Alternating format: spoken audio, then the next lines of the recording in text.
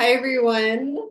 Welcome. My name is Samantha Rose Hill, and tonight I am here with the author, Barbara Wainsbrough, who's just published a really beautiful, intimate memoir about grief.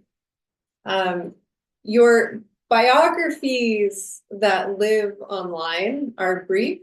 You were born in England and you live in California. And I've just learned that your mother was German and your father was English, or did I mix it around? Um, is there anything that you want to add to your biography before we jump in?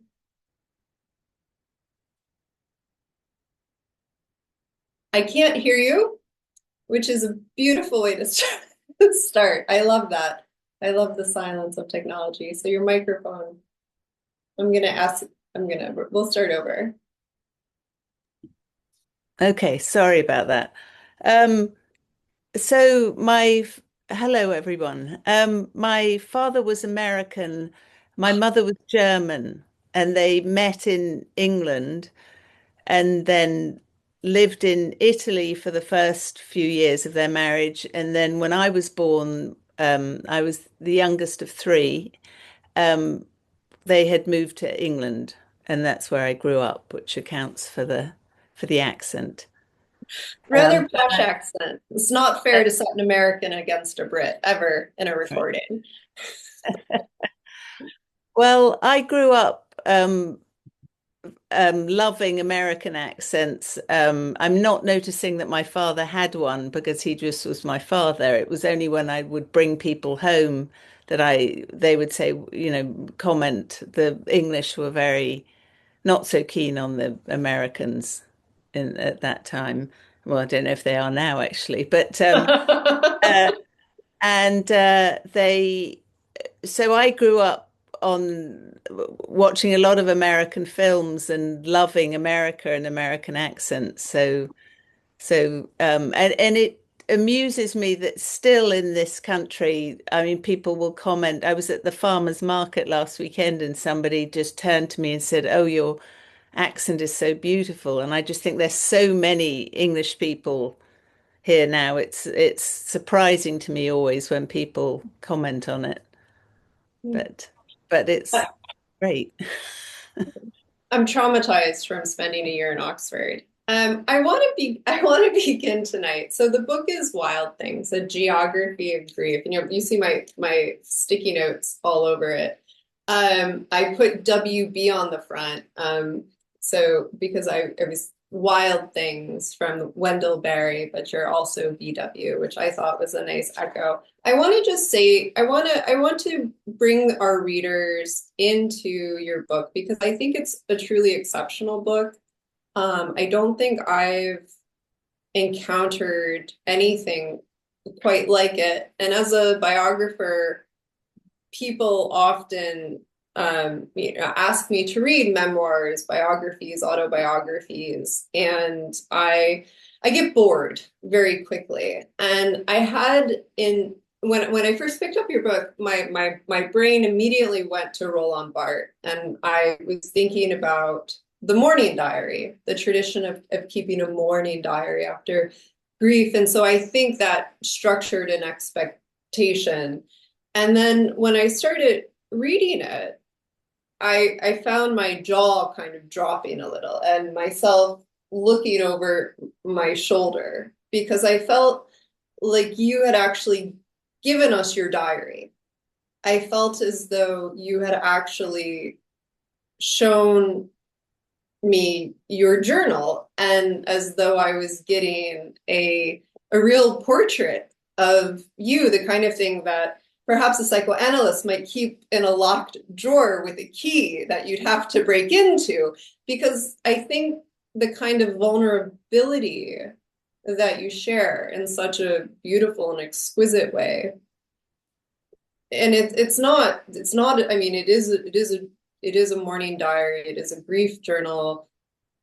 It is so much more than that, though, and there are so many forms at play here, which I want to get into. but it's also technically, I think, a very unique work. I think you're really, I think you're playing with form and content here in a way that's really exciting and honestly refreshing. You know, it's the kind of intimacy I think one hopes for when they open a memoir and very rarely gets, because people I think often feel like they need to prove themselves to other people. And you're giving us honesty. You're giving us the true work of grief. And I almost want to say thank you for showing us what this kind of writing can do. But because I read the book, and I don't know if our readers or those joining us tonight have read the book, I would like to begin by hearing you in your beautiful accent um, read, read us into it. Can you read us into it? And the first one, um, to start there on page 11, which is also nice because the book was released on 11/11, which is a good angel number, meaning that you're being guided by your spirits. Absolutely. Well, thank you. Thank you so much, Samantha. I don't, for those of you who haven't read it, it is a series of 59 letters to my sister who died. And each one focuses on a different plant or animal I come across in my daily hikes. So the first letter is called Sacred Datura.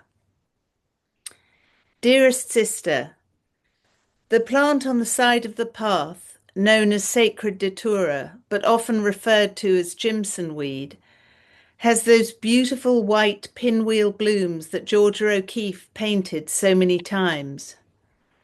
If you were standing here right now, you too would be transported back to our idyllic week in Santa Fe all those years ago. They close during the heat of the day and open in the evenings. The whole plant, blooms and fruits, is toxic, and it was used by the Chumash and the Zuni people for medicinal and magical purposes. The effects of ingesting it can be hallucinatory, though it seems that there is a fine line between tripping and poisoning. I have been walking a fine line for some time now since you departed. I have written letters, I have written poems, I have written prose, I have painted pictures, I have painted walls. I have saved time and I have wasted time. I have watched it rush past and I have seen it inch along. But through all of it, I have walked. I have walked towards my grief. I have walked away from it. I have walked over and under it, and sometimes I have even walked through it. My wandering has guided my wandering. Placing one foot in front of the other every single morning has led me to a new place that I could not have imagined existed before you left. And a lot has happened since you've been gone. O grew very sick, and for the longest time I believed it was all the grief stored up inside him. I may not be wrong about that, but he was also diagnosed with a chronic condition for which he will need infusions for the rest of his life.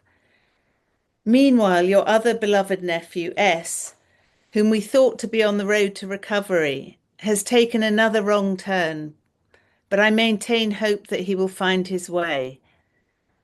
When the pandemic prevented me from being by your side during your chemo treatments, I would bring you along on my daily hike via FaceTime. Now this trail has become my daily infusion. I have created shrines in your honor, gathered specific heart-shaped rocks from everywhere to celebrate the memory of you. I have brought treasures from the beach, seashells and pebbles. I have arranged them all with my love and my longing for you. Your death brought you into my life in a new way. I miss you. I miss your presence. I miss your hand in mine. I miss your voice, your laughter, and I miss being able to check my memories with you. And yet you are also always with me. People do not pass away, they die and then they stay. This is a poem by Naomi Shihab Nye called Voices in the Air. When I was at your side during those last days, P sent me this poem, which I now have tattooed on my wrist. It seems your death inspired a whole series of tattoos up and down my arms, which are now more often exposed because the days are warming. I often wonder what you would say about them. And so it is the trees and the plants, the animals and the flowers who guide me now in your absence. You speak through them. B.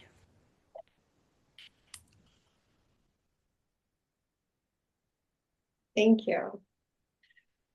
So the book takes the shape of 59 letters, each written to your sister, one for each year of her life. And each of the letters is structured around a reflection on something in nature, a plant, an animal, um, one on water and walking toward the end, where you bring us into Saint Augustine and the promise of walking. And there is your sister at the center of this. Your sister who you lost during the pandemic. And there's also the family. So it's also your father is very present in this book. Your sons are very present. Um, your husband is very present. And you are moving through grief through these walks. And I'm wondering, before we jump into what's everything that's inside this book, how did you come to the form? When did you decide to write this book? Can you talk to us a bit about how you came to this book? Certainly. I mean, I have always written, and but it's only been in recent years that I've shared my writing with others. And I so the keeping of a journal, I mean, it's been erratic, but it's been constant throughout my life. But I knew I wanted to write something about her, but I couldn't figure out. It took me a while to, certainly it took me a while to come up with this, but initially, um, the first thing that really happened, we were with her almost until the end, and then I came back to Los Angeles, and I immediately the next morning set out on the trail where I had been, th 3 weeks previously, showing it to her on FaceTime. So I immediately knew that that was where I needed to be. So it was the walking and the thinking about it, and then it happened very organically, the arranging of the um, shrines and the picking up of the stones, the rocks, and I I just I feel like it came out of my I would walk along and I would talk to her, and sometimes out loud, and I would talk to the dog, and I would wonder about how it was even possible that I was still alive and she wasn't. And there was a lot of other things happening in our life at that moment as well, with our both of our children. So it was a very intense period, and I remember sitting here in my study at some point, and thinking and just staring at the bookcases. I'm not really taking in the spines of the books, but I suddenly thought, well, it has to be about nature. It has to be. I mean, these. So I knew I needed to incorporate that into it. And then I started to think, well, if I wrote about different plants and animals, but then it still felt kind of distant from her. And it was only when I just thought, well, of course I should write her a letter, that it then all came together. And it felt very fueled by my grief as opposed to anything very calculated and thought out in any clear way. It just felt like it came to me, and then as soon as I realized that I just needed to write her letters, um, it all just sort of came out of me, and oh, it was only after I'd written, I don't know, 75 letters that I thought maybe I need to stop at some point and rein this in somehow. And then I came up with the idea of one for each year of her life. So there's still chapters lurking in my computer of other, other plants and animals and feelings about all of it. But um, yeah, Well, that's that seems appropriate and in line with the the poem. They die and then they stay. So the years don't just stop. I'm wondering if you can say a little bit about geography, the geography of grief, and thinking about grief as something not temporal necessarily, I think is we're often inclined to do, but as something spatial, something that reorients our relationship to the world that we move through. I mean, I think the experience of losing her, I had up until that point only gone through um experienced death in terms of my parents and older relatives and really nobody, when you lose your parents, you kind of expect that that might happen one day if you're lucky to live long enough. They are going to die, but I just didn't ever expect this. I didn't ever expect to go through this loss. I mean, she was a few years older than me, but I just didn't, it hadn't even entered the realm of my imagination. And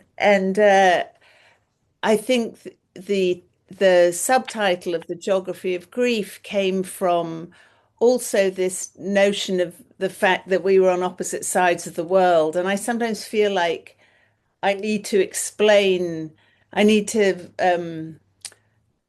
emphasize just how close we were because people might be inclined to think, well, if they lived on the opposite sides of the world, how close could they be? But that had never affected the geography of our relationship was never was the intensity of our relationship was never affected by the geography. And most of the time we were apart, we didn't even, FaceTime was not didn't exist.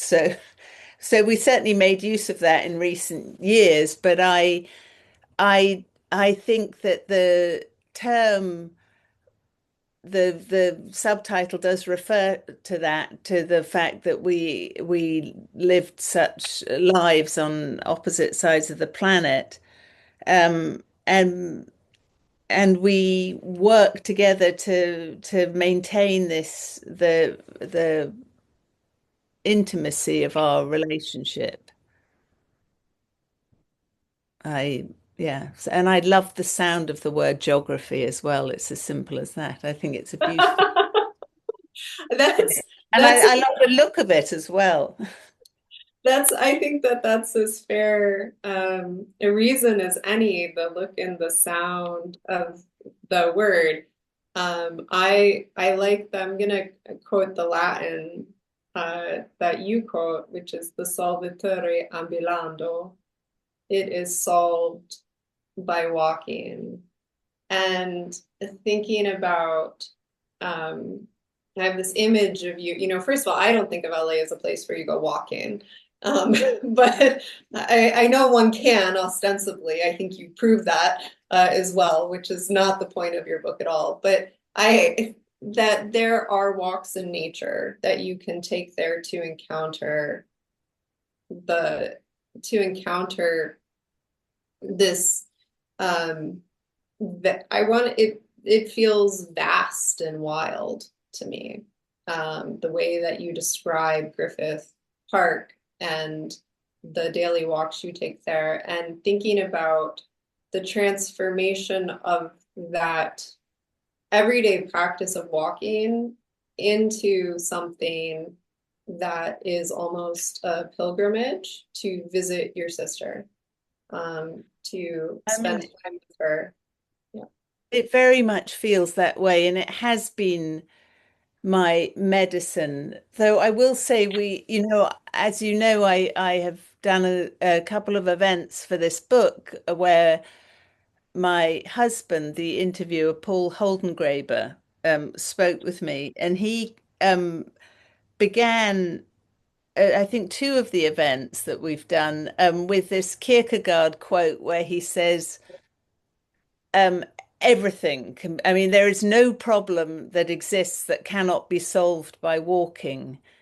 And I would argue with that. I would say there are plenty of problems that cannot that are all around us at the moment. But I would say for my own personal experience, I think it's true that that I mean without fail I feel better when I walked, and I think that without the walking, I'm not sure I could have found any peace in my life at that moment. You know, the loss of my sister was so great. The anxiety about both of my children was so enormous.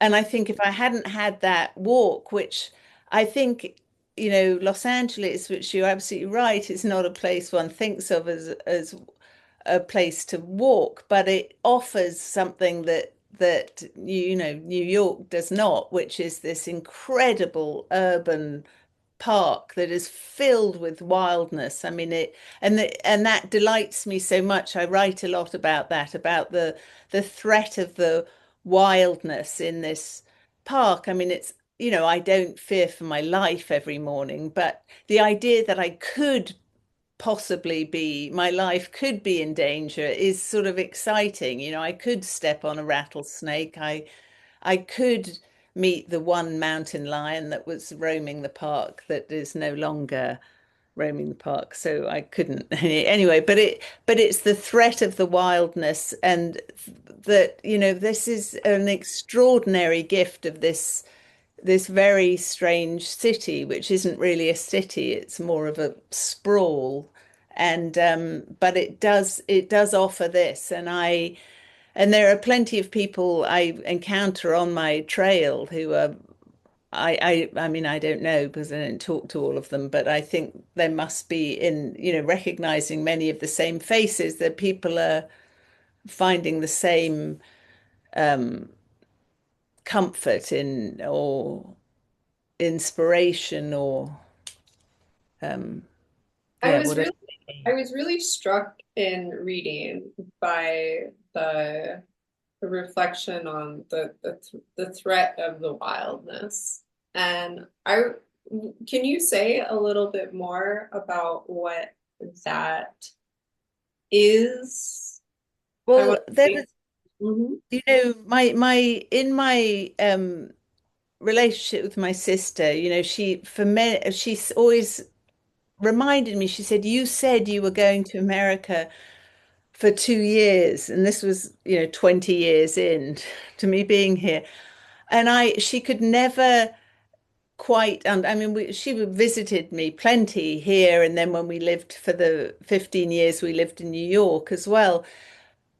But I felt like she never really understood what I was talking about, and certainly talking about the West, uh, in California in the Wild West. And we went together on this trip to Santa Fe, and it was only there when we were standing looking out from Georgia O'Keeffe's garden that she sort of understood what I meant, this vastness of America. I mean, it is something I grew up, the first 10 years of my life was spent in the English countryside, which is very pretty, but it's not vast. It doesn't have the expanse of this country. It doesn't, I mean, I'm sure that there are parts of Scotland that are one, but I don't know Scotland, so I can't speak to that. But just in terms of England, there's nothing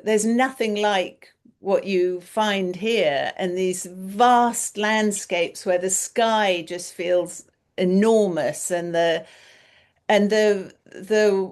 animals that exist here, and the plants that are poisonous, and it feels like fulfills some sort of fantasy I have of this country that is based on watching westerns growing up and all of these films. And it's magical to me, and to live so that I live in a place where I can access all of that within sort of 5 minutes from my home, I still find very thrilling. And I've walked this particular trail. I mean, it must be in the thousands by now, and I don't tire of it, because sort of literally every bend in the trail reminds me of thoughts I've had when I was at those, walking before, or um, different moments in my relationship or in my writing of this book. So the repetition of it has actually enriched it. It hasn't exhausted it in any way. I feel as excited when I get to the beginning of the trail, every morning, and there's various animals I look out for, and birds and owls and things, and it's just a very rich experience for me, and it does feel like a pilgrimage. And I wonder what will happen if we ever leave Los Angeles and I have to leave Griffith Park behind. But I'll worry about that when I get there. You, I think the sense of magical wonder, I want to say, that you're describing, that endures through the repetition, comes through very strongly in the writing. And so I started, there are different ways I want to ask. There are two questions in this question, but so on the daily walks, letter writing, tattoos, um, are practices that you talk about, practices of grief that you talk about. And another one that you talk about is building the shrines, which you mentioned earlier. And there's a kind of subplot that unfolds as you read through the book. You have a relationship, uh, I think I can say, with at first a faceless, nameless person who begins by taking the objects from your shrines and then leaving you notes. Um, well, No, it was pretty incredible. Sorry. no, please go ahead. Yeah. Um, I mean, I think that, for example, like in Victorian times, there were very clear sort of outward um, signs of somebody in mourning, whether it was clothing or the way you behaved, a certain the etiquette of mourning, but yeah, also wearing black and things. And I think that for me, um, it's conceivable. It was not a deliberate thing, but I'm trying to make sense of these tattoos, which there's quite a few of now, and I think they are all related to this whole experience in some way, and so they they are my outward symbol of mourning, I guess, and so are the shrines. And as I say, I'm not entirely clear when I started to how soon. I feel like it was a couple of weeks into the after she had died that I came back. And there was one spot we had. I had organized with a group of a small group of friends of mine, all of whom had known my sister or met her. We gathered at the beach at this favorite spot in Malibu that I have, and we had a sort of memorial for her.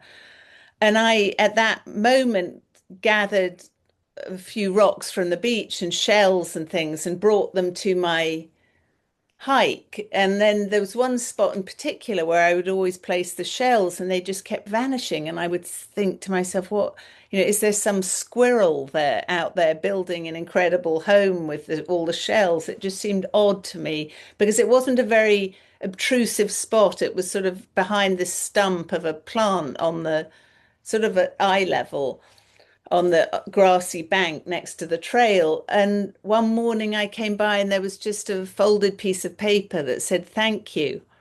And so I immediately left a note myself. And this exchange began and it carried on. It was almost daily. There were a few periods where I needed to go out of town and she needed to go out of town. And I mean, I initially I assumed it was a woman, but I didn't know that for sure. A few weeks into it, she suggested we meet for coffee, and I thought, good Lord, no. I mean, I have imagined that this was my sister communicating from the other side. It's like, I don't want to meet you for coffee. So I just ignored that and carried on leaving. We would leave these gifts and little notes for one another. I mean, I have a huge drawer full of the notes and like these shelves on the wall with all of the little things that she left me. And then it was almost exactly a year after her first note where I came to the space one day and there was a large sort of wad of paper and I did think, oh God, she's breaking up with me. And sure enough, she said, I feel that my sort of energy is being called elsewhere and I need to I need to bring this to an end. But if you have any interest in pursuing this, here is my email address. If you have any interest in pursuing this in real life. And by then I was about three-quarters of the way through the book, and I thought, well, I have to meet up with her now because I need to figure out how to incorporate her story into this, and there needs to be an ending or something. So we met, and it was extraordinary. She's a young woman. She's at least 20 years younger than me. And was at a no, yeah, 25 years younger. And she was at a moment in her life where she was unsure of what she was doing, what path she was on, where she was living. She'd made this decision to move to Los Angeles. She'd spent COVID in Europe actually, which hadn't sort of ended well. Decided to move to Los Angeles, and she had spent one weekend at the beach looking for this particular kind of shell that she felt if she could find this shell, she would know that LA was the right choice for her at this moment, and she couldn't find the shell. The next day, she was walking in Griffith Park and she saw the shell and just thought, what the hell is this doing in the park? So she took it home with her, and then she kept taking the shells, and she stumbled upon my she stumbled upon my shrines, and she would help herself to some of them. And so she was feeding her. So she interpreted all of those as that she had. that they had been arranged somehow magically in the park for her.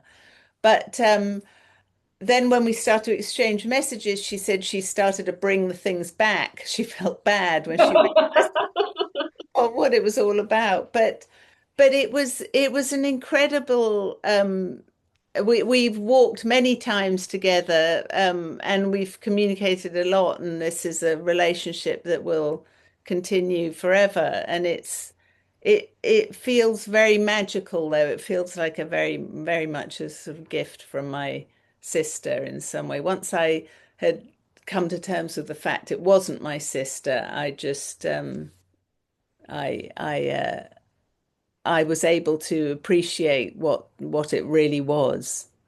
I want to say I'm not sure that it wasn't not your sister. Yeah. I think I want to I'm gonna go to I think it's the first example of this, and I really love the way that you did this in the book. So it's Owl One, and I want to read just big, and then I'll say something. We crest the top of the hill by the water tower, and I realize it is a whole hour later than my usual walk. So the sun is brighter and hotter. I bask in the heat and the light. We make our way down the trail on the back of the mountain now in the shade, past a large live oak with much of its root system exposed on the hillside. I take note of the many heart-shaped rocks studying the roots when B, your dog, suddenly sits down. I pull a little at the leash, but he will not move. Staring up into the trees above the trail, I assume he has spotted a coyote or a bobcat and scan the area urgently. I see nothing until a dark shape appears at the edge of my vision. An enormous, great horned owl, maybe 2 feet tall, sits on a dead branch of the tree 20 feet off the trail. It's looking straight at me. I stand there, B beside me, both of us staring up at you, though I haven't recognized you yet. After 5 minutes or so, we walk away down the trail. I turn to B and ask him, do you think that was her? Silence. Of course it is her. My heart soars into the sky, and I feel a joy I have not felt in a long time, not since you became ill. And you talk about these signs, the messages, and the way in which one can communicate. I love the word silence there. I love that you're talking to your dog. It's the perfect listener. But can you talk a bit more about that relationship to to seeing your sister, to encountering the owl, to and there's the physical act of building the shrines, but then there's the felt sense that a message has been sent for you, that you are not alone in this loss. Can you talk about that? Yes. I mean, I really believe that, and I believe that there is so much comfort to be found in nature, that nature offers that in a way that nothing else can. And I feel like when I read about other people's grief, and so often it is in this context, and that and the poetry of it as well. But I would say that that it that the sorry, what were you saying exactly? That the my grief, that the signs. So I think that I've um I have chosen willfully to interpret all of it in sort of in my favor and to my advantage. So these seeing the owl for the first time was an incredible experience. Um the owl stopped appearing on that tree, um and then every now and then it would show up sort of in different parts of the park. And then shortly before I was my agent got in touch with me to say that the publisher was interested in this book. Um, the owl started to show up on a branch that was literally 10 feet off the path. I couldn't believe how close it was to the path.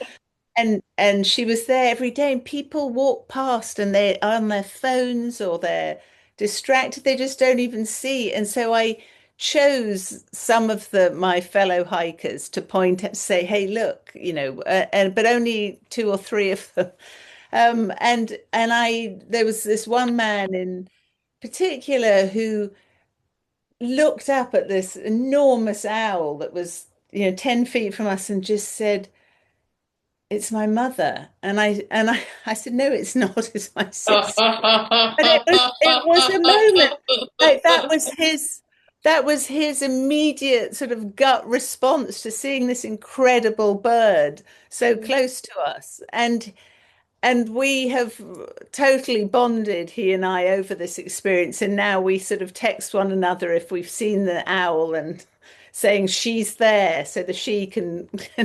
But I feel like the signs, I I do feel her presence around me. And she is around me in a way that she wasn't when she was alive. And of course, it's all in my control, which it can be very fulfilling on some level because I can decide who she is and where she is and how she's communicating with me. But obviously, it's also um, there's also an emptiness to it because she isn't there. But I am hugely comforted by all of the signs, and I have a very beloved goddaughter who was very present to me during my sister's illness and during afterwards. And she too then was actually living on the other side of the world. But she gave me this book about signs and about reading signs in nature. And it's something that I was very open open to, and I feel very I mean, it brings me great joy in reading the park in this way, and so it's joy and comfort. Well, I think it's one of the kind of sub themes that I picked up reading that resonated with me was a kind of ongoing critique of the limitations of definition. And you talk also rather vulnerably about what it was like to grow up in a home where only, in a certain sense, the intellect was praised or the standard of judgment. And I think creating a vocabulary for the intuition, for our feeling bodies, for our emotional selves that are not purely controlled by the intellect is hard won for many of us who are only perhaps prized for certain parts of us. And it felt to me like you were honoring that that part of yourself, and that perhaps was a gift of your sister as well. Um, I I mean, I very much feel I am now at an age where I sort of look back on my life and I think and especially the experience of writing this book, and I think how well I know why it took me so long. I mean, not that my sister had to die, but that I needed to I had I it took me a long time to find my voice because my voice was very um, repressed in my grow when I was growing up and being trying to be intellectually curious. And I no longer I'm not upset with my father anymore, but he because everybody's doing the best they can, but he was incredibly judgmental and he really only saw value. He had a very narrow um, prism through which he saw the world and the people whose worldview he enjoyed. And boy, if he didn't think your worldview was worth anything, did he let you know that? And it was very circumscribed what we were allowed to read as children. And I think it was very damaging because I just think instead of sort of celebrating the fact that we were reading, he was always controlling what that was. And I think that I got that more than my sisters did. Maybe I just had worse taste. I'm not sure. Don't blame yourself. But it did take it was that atmosphere, and there was a very popular children's book writer in England in the 60s and 70s, who I'm sure has been cancelled now, but her name was Enid Blyton. But we were not allowed to have her books in the house. So I could read things at other people's houses or whatever, and I would tuck things inside sort of approved volumes so that he wouldn't see what I was reading. But he always found out. And then, as I tell in the book, he actually took away all my books and burnt them. I mean, I think back to that now and I just think, that's insane that he thought that that was the way to create a reader of anything. But it certainly curbed my confidence in a very real way in terms of believing in my intellect or my potential in that way. And it's it's very gratifying now to have written this book and to have a response from all kinds of people. I mean, the emotional response that I have had from people who've found great comfort in this book, and it has allowed them to express their grief over whatever loss they've experienced. And I've been told these things, but I've also been told it's a wise book. There've been some reviews about, and I just think, huh, shame you've been dead for 25 years, so you're not going to find, you're not going to read this. But I am still in disbelief when I read those things. But I think that I one doesn't want to become one's parents, and I've tried so hard not to be judgmental of our children, but I mean it's a difficult game, but um I certainly am grateful that I got to this point and was able to express myself, and it seems it resonates with readers. And I feel very grateful to have found my voice now. As I said to when we were doing an event, I think it was at Books and Books in Miami, and I said, I hope to be an inspiration to all the late bloomers out there. Um, that it's never too late. No, no, it's certainly never too late. You reminded something me of something that my brilliant life coach Mark said to me once, which was that your parents will never love you the way that you want them to love you. And I one of the sentences that stayed with me in your book was you talk about, your family provided all the things it was supposed to provide, shelter, food, clothing, and you've just given our readers a glimpse of some of what you endured. but you write that it was your sister, the sister that you've lost, who taught you how to love. And And yeah. yeah, I really I know there's uh, I believe that very much so. You know, I have two older sisters, um, but it was the middle one who died, and before I was born, she was so excited about my arrival, and they moved to a new house, and she had misunderstood. She was 4 years old, and she'd misunderstood my parents. She thought the new baby would come with the new house, so she ran around the house looking for me.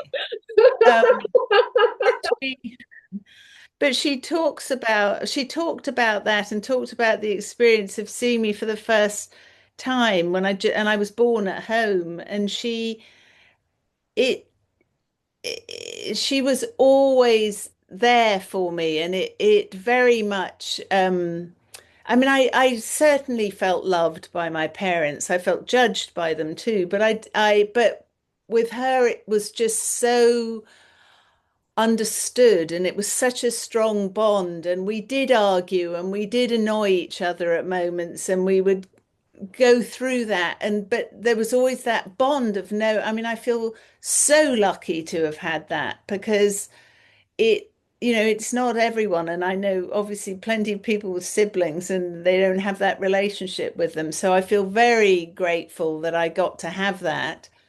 And then I think I made it clear in the text itself that I was lucky enough also to marry someone who was not threatened by this relationship, who completely embraced it in a way that made it wonderful when she would come and visit. So it was never, it was never an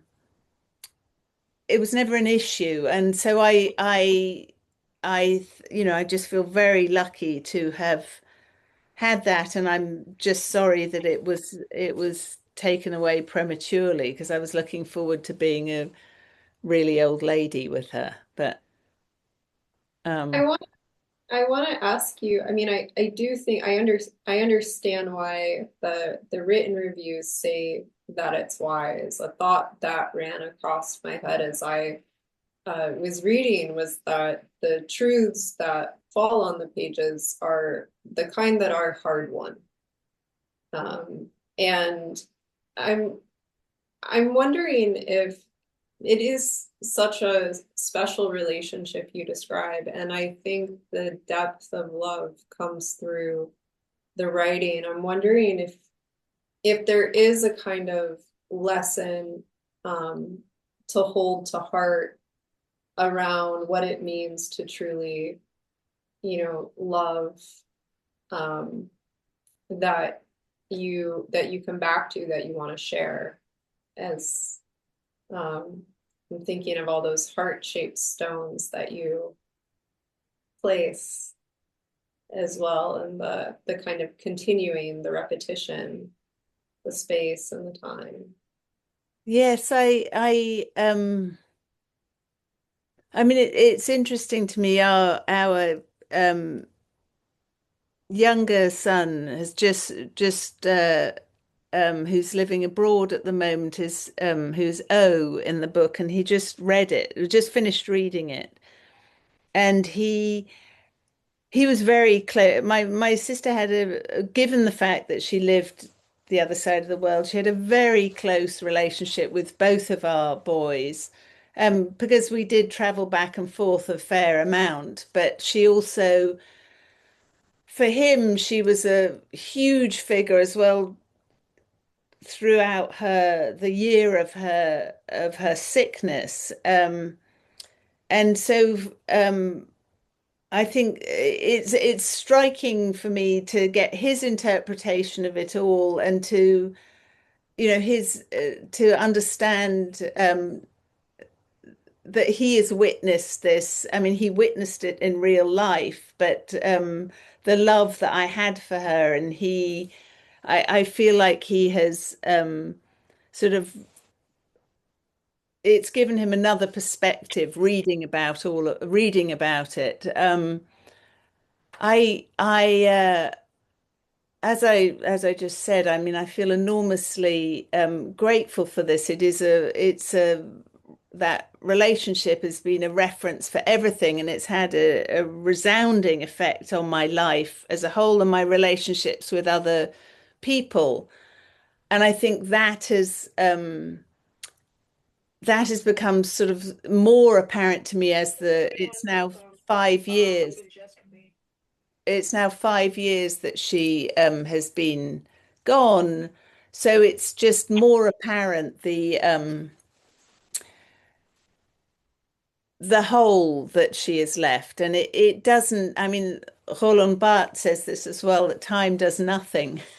I mean, I don't think time does anything it makes it, I guess the time allows you to live with the grief in a more in an easier way, maybe, but it doesn't really diminish anything. And I have no, there are days when I just feel bereft, and I can't ascribe that to anything in particular. It just comes in waves. There is nothing about this that is clear and sort of works in a linear or graded way. It's very much at its in its own form and its own force. And I think that what has helped me the most is simply turning and embracing that and trying to accept it. And if you read the book, you also will understand that the story.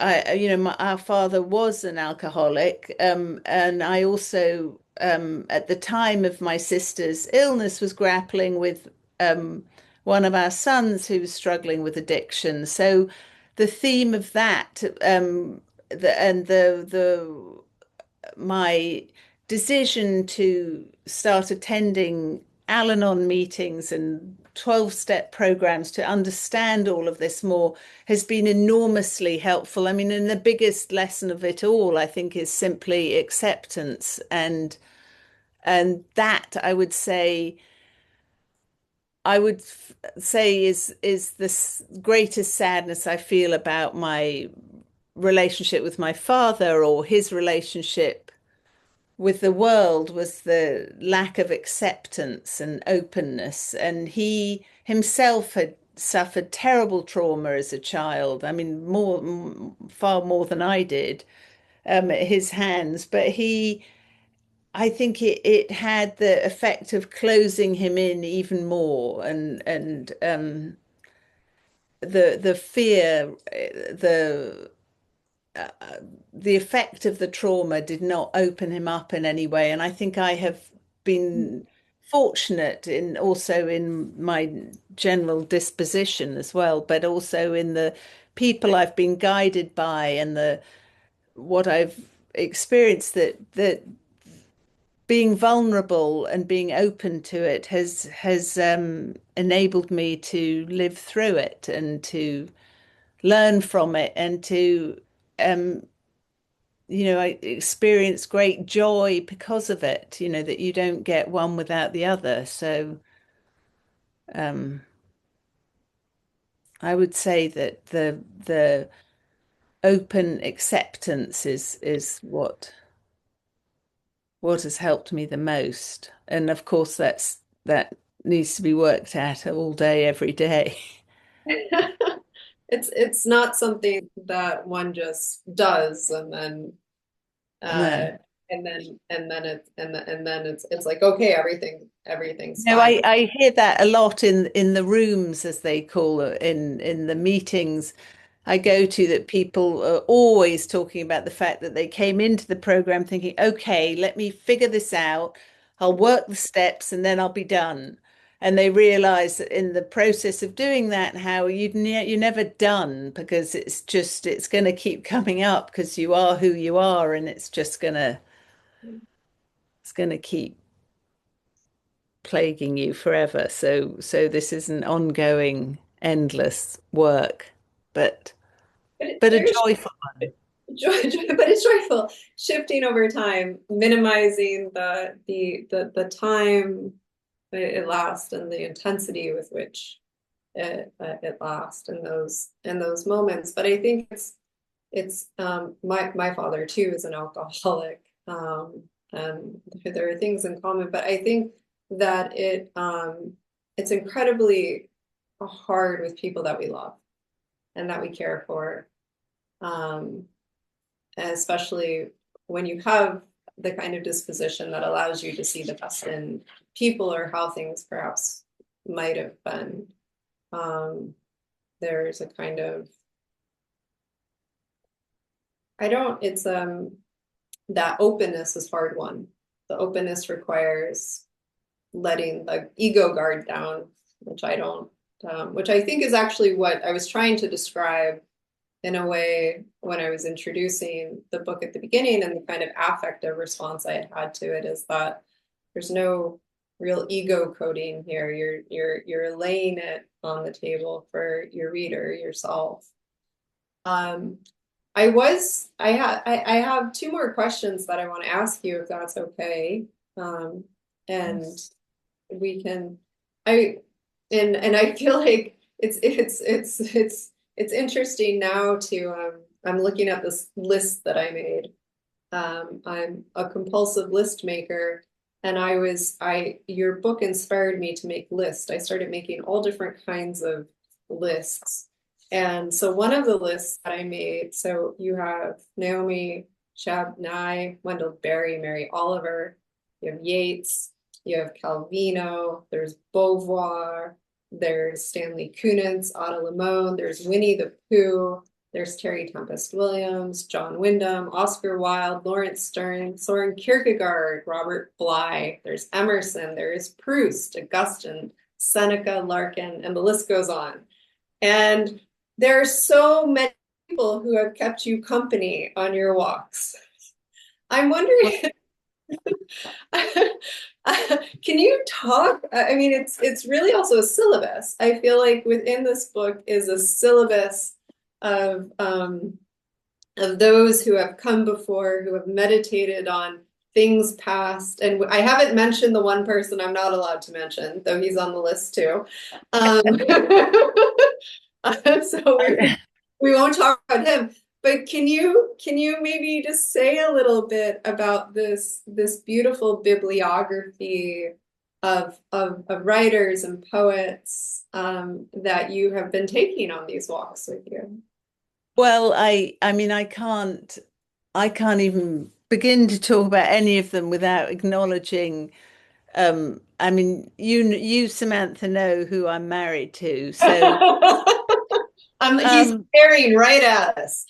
yeah, and he, for anybody who doesn't know who I'm married to, his name is Paul Holdengraber, and you can look him up, and then you'll understand what I've lived with for nearly 30 years. And he is a font of all of this, of all of these books and poems and things. And I'm not handing all the credit to him by any means, but I'm saying that the inspiration to be looking in all these different places and to take in this work is very much a result of living with him and talking to him and reading things he's given me it's I it's been a wonderful education, and I feel so grateful to have all of these people to reference and to call upon, because I mean, without the poetry, I mean, Naomi's poem, which I have right here on my wrist. I from that I have developed a real friendship with Naomi. Um, but that's just Naomi. I mean, the other people I've developed real friendships with their books and their words and their I mean, the Wendell Berry there's another poem that, in fact, Paul alerted me to recently called The Loved Ones. I don't know if you know that, Wendell Berry. That's like a version. In fact, I have it right here and I can read it to you. It's a Yeah. version of the Naomi Shihab Nye, the departed ones being amongst us, and it's so beautiful. It's called The Loved Ones by Wendell Berry. The loved ones we call the dead depart from us and for a while are absent. And then, as if called back by our love, they come near us again. They enter our dreams. We feel they have been near us when we have not thought of them. They are simply here, simply waiting, while we are distracted among our obligations. At last it comes to us. They live now in the permanent world. We are the absent ones. Um, so that was a gift from Paul just at the beginning of this book tour that so I feel that without all of the, I mean, I think that the reference, the way I've used the quotations in the book definitely comes from my from who I live with and the conversations we have. So I feel, that that is the real, I mean, it's not the real, but that is the nourishment that with the nature. I don't want to say that it's all the words and not the plants because I feel like it's the combination of the two and that those artists and Terry Tempest Williams was very I introduced my sister to Terry Tempest Williams' work and she was enormously important to both of us, or is enormously important to me. And so much of her work is about nature around us and appreciating the environment and fighting for the environment. And so I yes, I feel enormously grateful to have those references sort of in my head and to be constantly expanding them. I mean, I there's so much more to read, but yeah, it's been very it felt very natural. It didn't feel like I was, I mean, I hope it comes across that way. It doesn't feel like I was trying to sort of jam in a, No, well, it feels very natural. They made me ask a question, which reminded me of another author about the relationship between list making and grief. And often the lists are a form of trying to control chaos, but they are also a way of keeping a lineage, the parampara. Um, and I was thinking about the end of the introduction to Aristotle's Ethics, where he talks about what it means to offer an account. And there's two understandings of the word account. One is mathematical additions, the list of the numbers, and the other is through storytelling. We offer an account of something that has happened. And it felt to me the texture of the passages and the rituals together brought those two forms of accounting oh, that's beautiful. I love that. with one another. So I was wondering if there's something about the list. Is there going to be another book? Oh, for sure. Yes, for sure. But I was asked that actually at the most recent event we did, and I said I felt that this came from such a deep part of me, and it sort of came pouring out of me in a way that I'm amazed. But when I sometimes I'll open the book to read part of it and think, God, did I really write that? And I and I That and I means really that means you're a real writer, by the way. it came from somewhere I wasn't really familiar with, and I just think, God, do I need another death to uh, to get there again, or can I somehow manufacture this without killing someone off? But so I the list making, it's funny, I was just reading this book, Meditations for Mortals. Do you know this book, Oliver Bergman? Oliver Berkman. Yeah, and he is very much against the lists. I mean, well, not necessarily all lists, but to-do lists. And he talks about the futility or the need to accept the fact that you will never reach the end of them. So if you can accept the infinite to-do list, then your life can be much greatly improved. But it's this attack, this clinging to the illusion of control, really. So I think I would go with the Aristotle, the accounting in the form of storytelling. Well, it's also I'll just add it's a uniquely American literary gesture. And even a text like Moby Dick, there's something like the impulse to catalog. So perhaps it's also a sign that you are of these United States, um, uh, and as well. Um, I think the I had another question, but my last question was going to be, are you going to write another book? And I'll just, I think it's funny the way that you phrased it. I think every time I finish a book, I die. I have to completely reshape myself. Every book is a death. But then I was also thinking about what I think it's Deborah Levy who says, you think your lists will save you, they won't.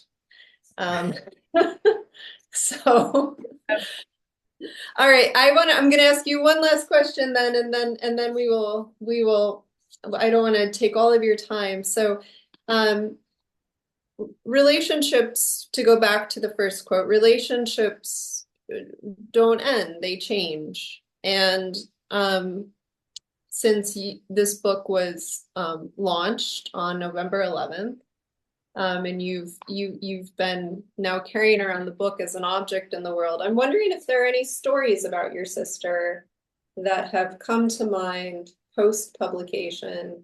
If there's anything, any thoughts that have come up that you would like to share, to add to the record of the book's reception, in honor of the grief. Um, I mean, it's interesting. There are obviously she has died, but I have another sister who's still alive, who I have no relationship. I'm completely estranged from, and that was something that happened before my sister got sick.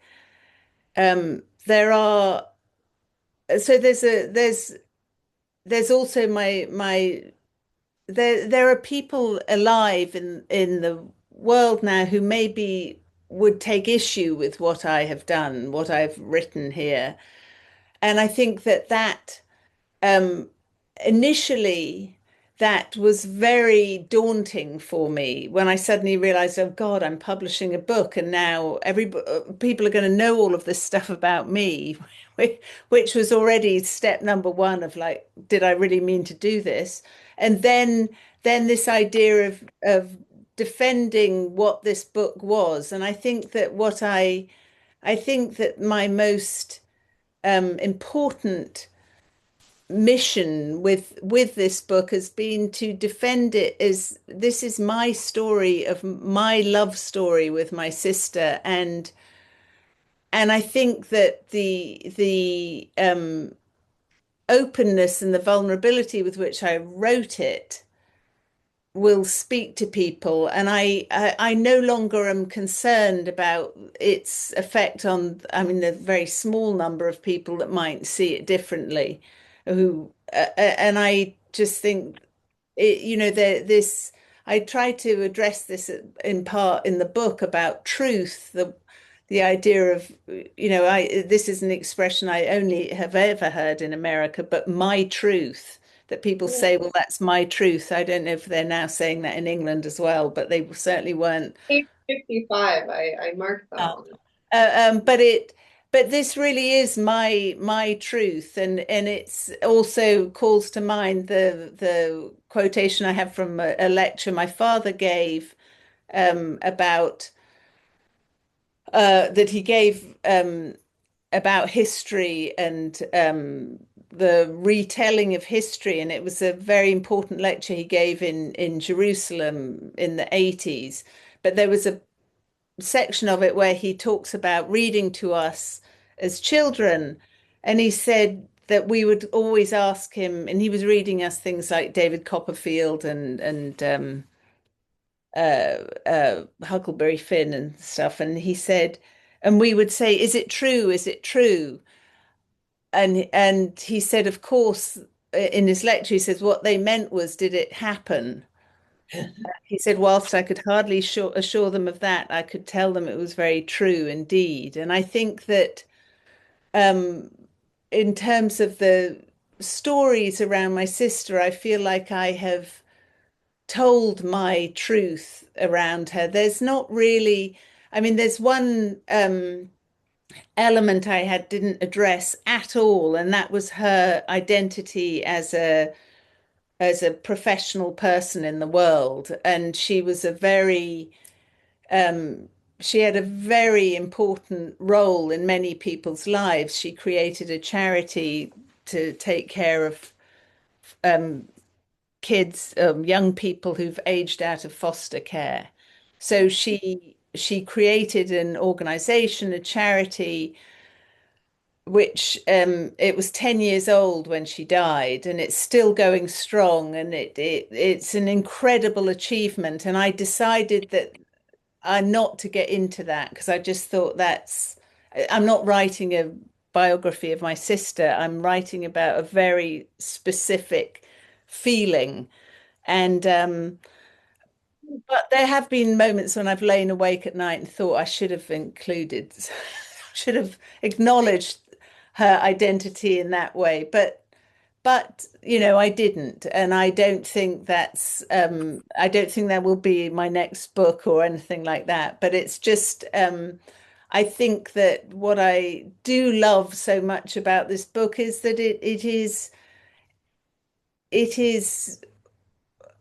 a real expression of this love, this relationship of love and sisterly love, and I feel very grateful. And there is Bartleby. Oh, Yeah. So that's this is the B. This is the B in the there's book. B. Can I say his name? Do you Yes, or would Bartleby. you prefer me Bartleby. not to? But So, Bartleby and Bronte.